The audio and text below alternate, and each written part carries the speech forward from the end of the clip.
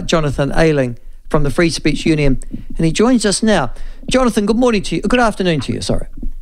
Afternoon, Michael. How are you? Jonathan, the reason why I've asked you on the show today, and thank you for coming on, is because on Friday, a group of academics calling themselves the Disinformation Project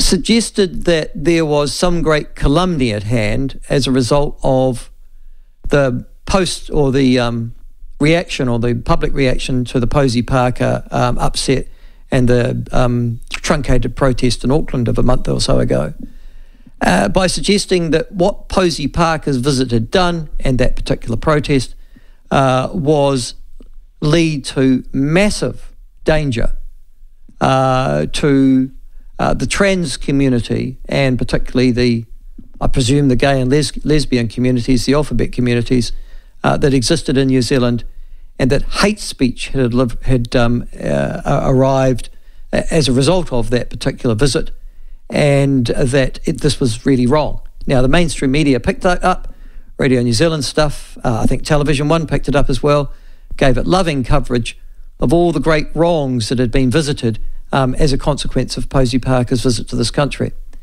Now, you had something to say over that over the weekend. What did you say?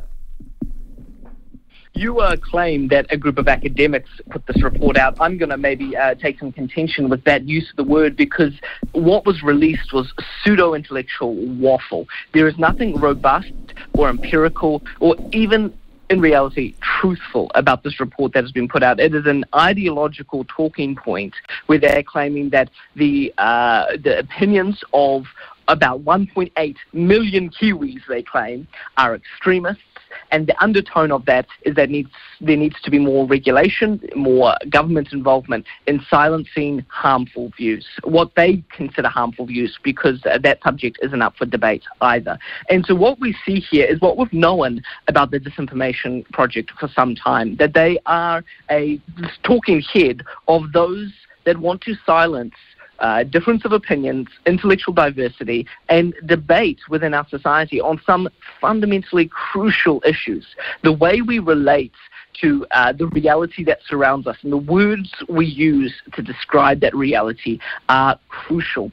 And I'm not going to say I have all the answers, but that's why I'm up to hearing opinions of those that disagree with me. It would seem, though, that through this report and others like it, that the Disinformation Project led by Kate Hanna, what they're arguing here is that you are a Nazi-abetting, disinformation-deceived conspiracy theorist if you disagree with any of the ideas that they put forward. And there are those who will speak from a Marxist critical perspective and have some empirical evidence behind their claims. I'm not here to adjudicate on whether those are correct or incorrect, but Kate Hanna has openly claimed that she is coming at this conversation from a Marxist critical perspective, and so she needs to penny up and actually substantiate the claims that she's making from that perspective. And fair enough, if she wants to do that, that is what free speech is all about.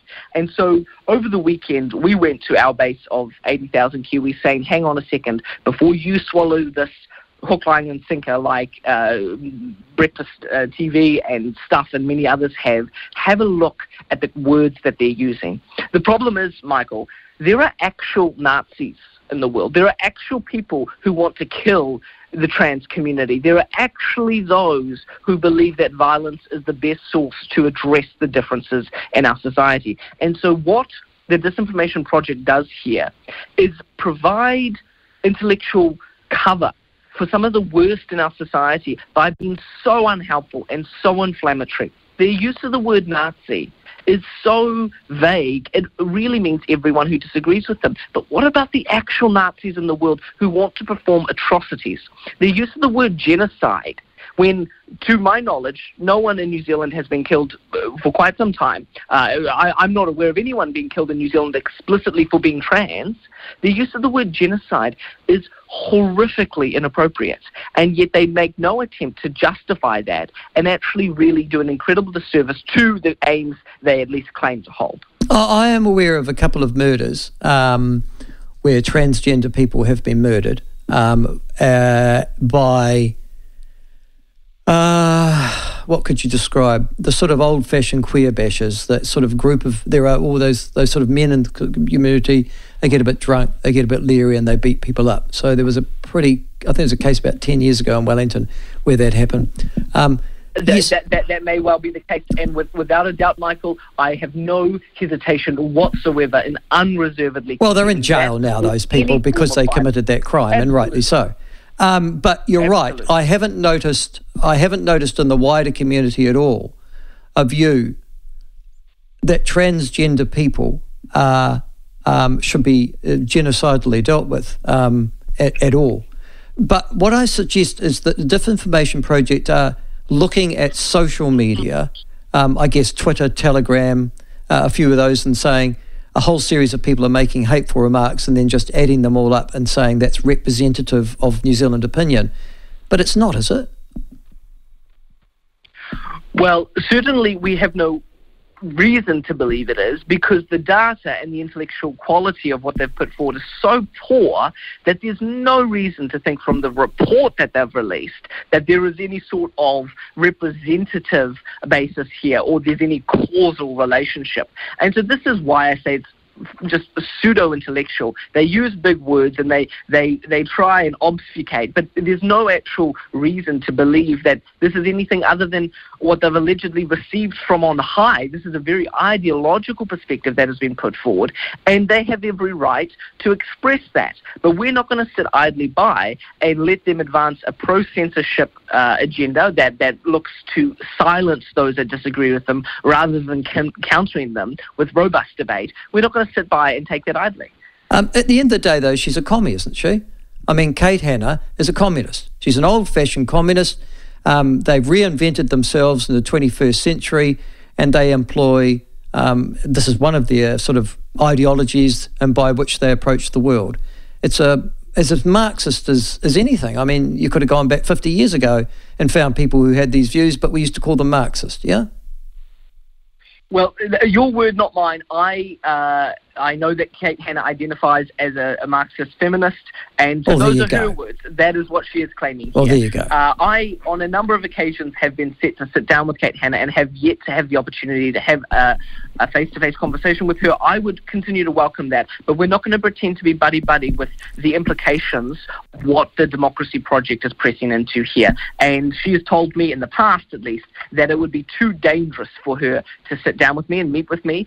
You know, Michael, foreboding physical figure that I am, a sum total of 5'7", but for some reason she thinks it would be dangerous because of the people that believe in free speech in New Zealand, because I believe the people that believe in the right to have a debate, the right to disagree peacefully, always peacefully. I actually think she's, to be honest with you, Jonathan, my view is that she's psychologically damaged. I mean, I've heard her say these things. God, her offsider, the chap that comes from Sri Lanka, don't even start me on it. I'll finish on him.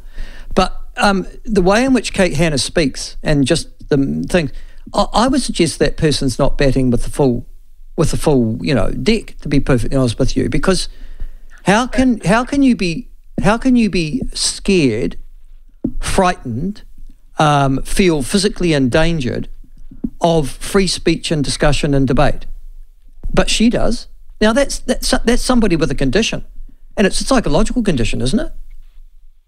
Again, your words, not mine, Michael. But I will use Kate Hanna's words to describe her, because that is how she has described herself, and she has said that she reads the data emotionally, and without a doubt, whether a psychological condition or not, I'm not going to say, but there is no question that she has a fundamentally implicit view that she is looking to substantiate, which is the opposite of objective research. You can't call this research, and she has every right to bang the drum that she wants to about her perspective of hate and division in society. If she wants to claim that 300,000 Kiwis are equivalent to Nazis and that 1.8 New Zealanders, or 1/3 of our population, buy into extremist disinformation, that is absolutely her right. But I hope most Kiwis will wake up and laugh at her, because that is the appropriate response. Yeah, but you see, and that's the reason why I'm talking to you now. Most Kiwis aren't laughing at her. in fact, the mainstream media are taking the Disinformation Project seriously. Every time the Disinformation Project, remember there's just two of them. You're right, they're pseudo-intellectuals rather than academics, pseudo-academics. Neither of them have got a PhD, neither her or Offsider. The Sri Lankan guy, was it Hataawa or whatever his name is? What's his name? I'll get it absolutely right. Sinjana Hatotua. He actually has confessed that he doesn't know New Zealand very well because he's just come from Sri Lanka, which is his cultural background. Now, I'm sorry, you're in actual fact coming to this country. You've been here for five years, I think he's been here, and you're using your cultural background to praise New Zealand. I'm sorry, how seriously can we take that? Well, I think with Kiwis, appreciate this or not, we're going to be hearing from the Disinformation Project more as we go towards the election. I understand that they will be considering anti-government material more and anti-Māori material through the likes of those that oppose or have questions about or have any disagreement with co-governance, and also online misogyny. And I think there are narratives that people want to attach themselves to, but we must look at this very carefully, I believe. I'm certainly not going to say that Kate Hanna is wrong in every claim that she makes, but certainly the bulk of the claims or the general thrust of her position is not substantiated in data or in anything empirical. It is, her word, not mine, emotional and subjective. And I don't see how this does anything to address what is a really serious problem. If a society does generally start to hold positions that are erroneous, that are not true, what she would call disinformation, that is a problem. And I would agree. If we generally are not believing in things that are correct, we will have to face a problem with that. And Dr. Bryce Edwards from Victoria University claims that the Disinformation Project does a disservice to the democracy that it's trying to protect and the fight against disinformation when they scaremonger in opportunistic ways. Yeah, but no. Wait up. Jonathan, I think you're misidentifying the problem here. You've rightly identified the problem with the Disinformation Project. These are a couple of nut jobs. Now, it's time to say they're a couple of nut jobs. The issue here is, though, why is Radio New Zealand, Stuff, Television New Zealand, actually reporting these nut jobs and their views as being valid? Why aren't they asking the questions that you're asking? What is the academic basis? Where's the proof? I mean, for example, where is the proof that the trans community is at risk and physically endangered as a consequence of the Posey Parker protest? Well, I would say the problem is a cultural one at its core because, Michael, while you and I might agree that what being in danger means is physical risk, over the past roughly 10 years or so, there has been a general acceptance that risk now constitutes emotional harm and mental well-being and your perspective on the environment that surrounds you. And so this is where we get into a position where, unfortunately, many people do accept that words are violence, that questioning an identity is the equivalent of hate, and hate is the equivalent of harm, and harm is the equivalent of genocide. So while we now are reaping the fruits of the pseudo-intellectual waffle that people swallow so unquestionably, there has actually been a long-term trend towards laying the foundations for this. And that's why the work of the Free Speech Union and other organizations and individuals that are committed to restoring the value of debate and disagreement and respectful dialogue is so crucial. And unfortunately, we can see at the moment it's an uphill battle. I took on this role 2 years ago when Minister Farfoy first released the hate speech law proposals, and I would only be too pleased if over the past 2 years we had somehow done our job and I could go back to my quieter life. But in reality, the problem is worse today than it's ever been. And I asked Kate Hanna and her counterparts and those in the media that want to spin this narrative, where do you think this ends? When you delegitimize and invalidate the genuinely held positions of almost 2 million Kiwis, do you think that they're just going to go, oh, thank you so much for this coming to Jesus experience and for this revelation that I've received, I was so wrong, thank goodness you came along to set me right? You're not persuading them. You're not debating them. You're not trying to draw them into a more rational or open-minded way of thinking. You're bashing them because they are bad people. And that is not going to lead them into any sort of position that is open-minded. And so we're going to end up with a society that is increasingly polarized, that is increasingly divided. And unfortunately, there is no alternative to that than a society that increasingly believes in the legitimacy of violence. And that is the concern that we have held for some time at the Free Speech Union. The day of the Posey Parker event, we were very concerned that what we saw there and what was lauded as a victory was the use of violence to silence ideas that we dislike. And history has only one story to teach us with regards to that matter, and that it does not end well for anyone. I'm interested also, though, in the fact that Disinformation, they put out a press release. So you're sort of not justifying, you're saying they're entitled to have a political view, all right? Or that even if they are pseudo-pretending or pretending that they have some sort of pseudo-academic basis for it. But the point and the thing that worries me is not that there are a couple of nutters out there saying nutty things. The issue that concerns me is that people in the mainstream media are suggesting that the Disinformation Project are authoritative and that their so-called research is valid and that there is a danger to anybody who is transgender in our community, a physical danger. They are at danger of death. At some stage, surely, Jonathan, you put out your press release, I think, or your message, I think it was on Saturday or Sunday in response to that. I haven't seen you quoted in any other mainstream media in response to that. And yet they quoted lovingly the Disinformation Project on Friday. So it doesn't seem to me that the mainstream media are interested in a rational discourse on this topic either, does it?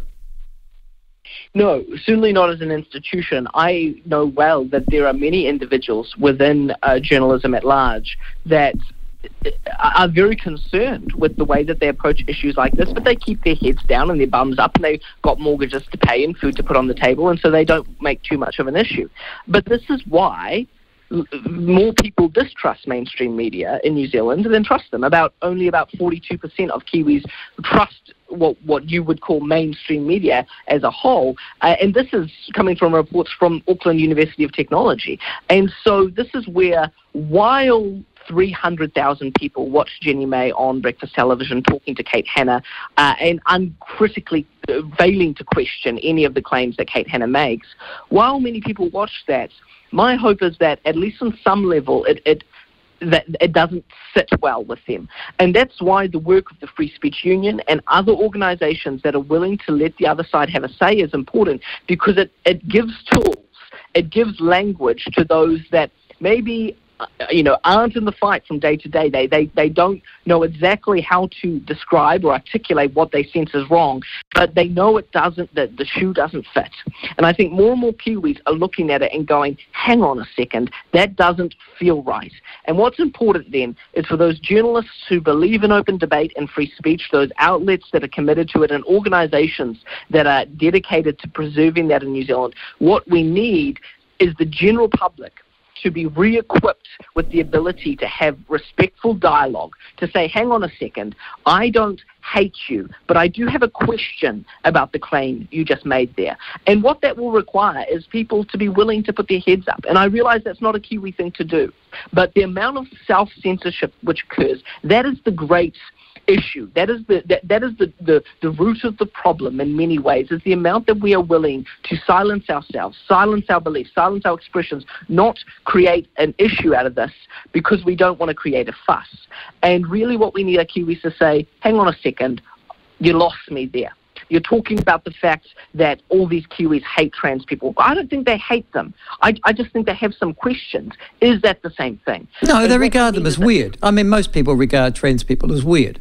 They're outside, I mean, at the end of the day, and that's fair enough. It's hardly normal, and they regard people as trying to change their gender as odd and strange. Well, that may or may not be the case for everyday Kiwis, but for those who have questions, they need to be allowed to ask them. And this is true across really crucial issues that we're going to be discussing ahead of the election. And that's why... Oh, God, if we're going to be talking about trans issues before the election, we're in trouble.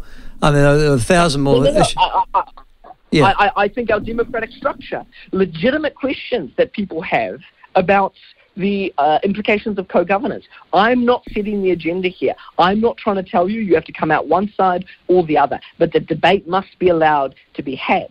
The implications of the way we want to tackle climate change. I'm not going to go out there and sponsor a debate on whether climate change is real or not. But the way we approach it and what the implications are, I think a lot of everyday Kiwis have a lot of questions they want to ask in that regard. Are we up to having that conversation? Well, of course we are. But average New Zealanders are. I mean, the problem is that for 3 years under COVID, if you had an alternative view to the response of the government, you were somehow regarded as disloyal and sabotaging good common sense and the country as a general rule. But, you know, where were the mainstream media on that? They weren't. They were the primary cheerleaders and paid primary cheerleaders of the government for a particular policy response. And if you sought in any way to question or to suggest that the factual evidence wasn't quite as it was presented, you were held down. More importantly, like Professor Des Gorman from Auckland University, you were not published. You were not covered. Now, you see, again, I'm saying, okay, that's COVID, and you might say, oh, that's been and gone. Jonathan, I suggest the same thing's happening to you in the Free Speech Union. If the Disinformation Project, which at the end of the day is 2 doctoral candidates, 2 people, can be taken so seriously as to receive this kind of attention, and yet you are ignored in your quite rational responses, and as you say, you've got 80,000 members, and then surely that says something about the political bias, ongoing political bias of the New Zealand news media. Absolutely, without a doubt. And Michael, the data speaks for itself. Where actual academics have released reports on this. As I said before, we see Kiwis have a decline in trust in the media, and I don't see how that will be good for the public discussions that we need to be able to have. Thank you, Jonathan. It's always a pleasure to have you on the show. Now, just before you go, mate, how do people join you? I've just had a few texts here say, gosh, that's a nice person. How do I, get on contact with them and stuff like that? Have you got a website or something like that? Absolutely. We have a website and very active social media. So I suggest you subscribe at fsu.nz/subscribe. So that stands for Free Speech Union.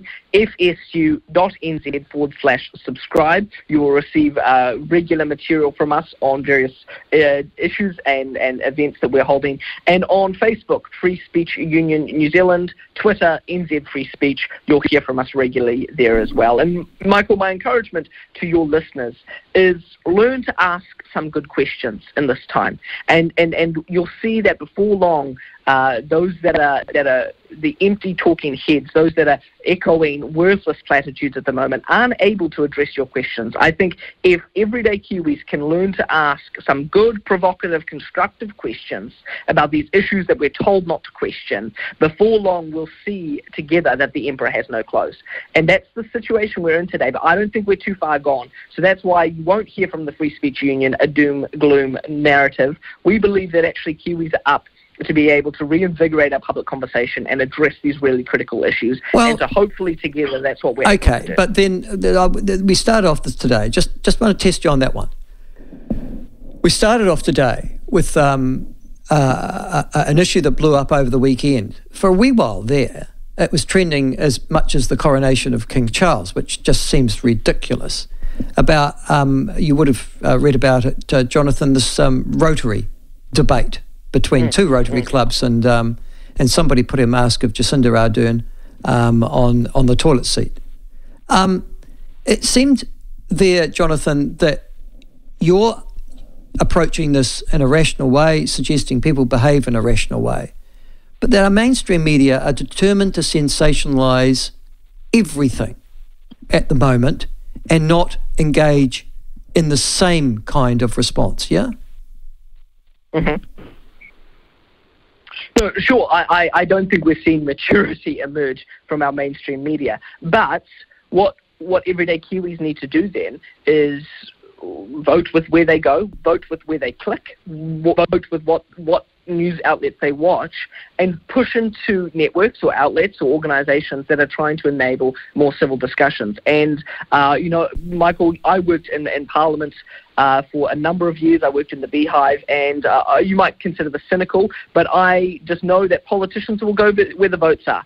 And so you want to move your MP's opinion, speak up, become a little bit of a pain in their side, and they pay attention. And I think the media is the same. Once we start...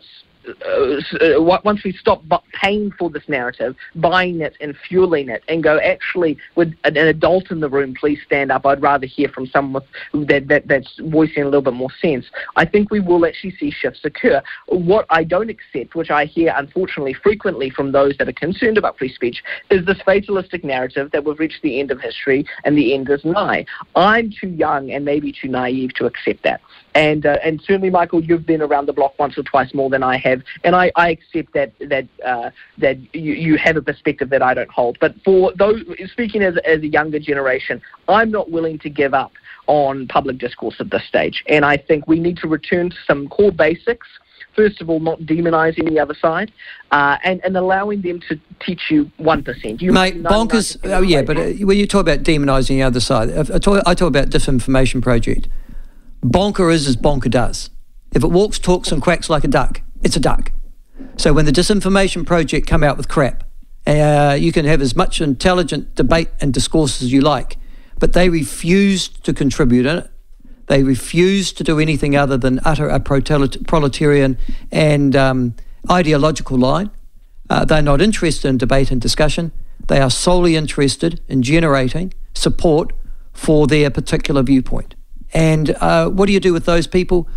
I suggest to you, you don't engage them, you resist them. There's a difference. Yep, absolutely. I often claim it's hard work to change people's minds, but we seem to have given up on persuasion. We're far more inclined to just bang our fists on the table and insist we get our way. But the work of persuasion is hard work, but ultimately it has the long-term fruits. And so that's why I hear what you're saying, Michael, but no, I will sit across the table from almost anyone and do my damnedest to try and engage at the level I have to try and be persuasive and find common ground. And I accept that there is very, very little common ground there with some people, but with most people I can find something I agree with them on, and let's build there. I don't think polarization, demonization, or division is serving the West well today. Unfortunately, I think media organizations across the gambit fuel it, and I think we need to take a hard look at that, see if we are engaged in that ourselves, and actually what the implications of that will be. Well, good luck. You play Pollyanna, and I will continue to fight the good fight, Jonathan. Nice to have you on the show. Thanks, thank you very much.